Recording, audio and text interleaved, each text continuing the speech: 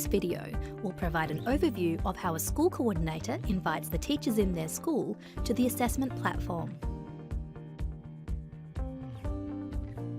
Details of the tasks that staff roles can perform are in the ICAS user guide. The school coordinator should be clear on what each user role can do in the platform before inviting teachers. If the school coordinator has a large number of the teachers to add to the platform, it is advisable that they gather the email addresses ahead of time. To invite teachers, a school coordinator clicks on the Invite New Staff link.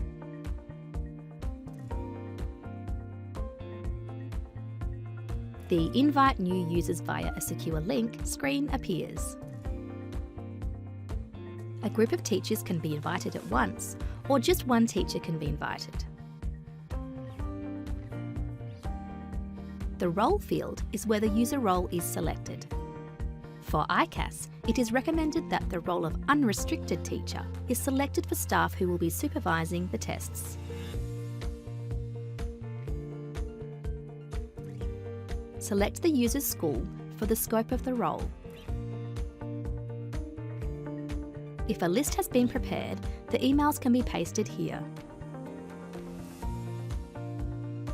Each address should be separated by a comma or semicolon. Otherwise, they can be typed in manually.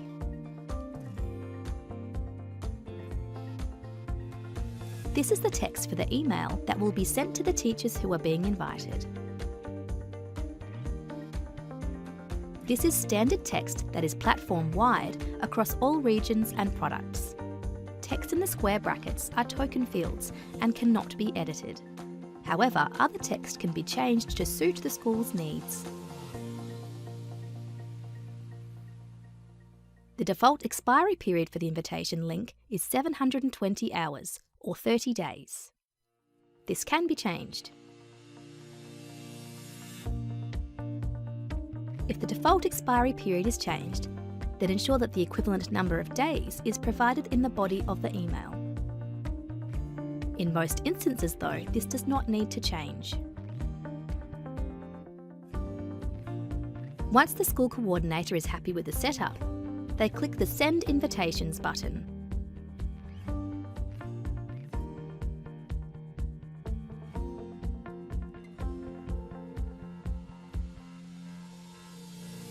Once they receive the email invitation, teachers will click on the link provided in the invitation email and will be navigated to the login page of the platform.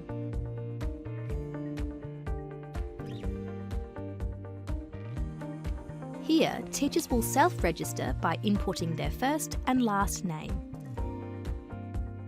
After clicking Sign Up, they will be navigated to a screen asking them to create their password. This concludes the overview of how to invite staff to join the platform. For more information, please see page 13 of the ICAS User Guide for online testing.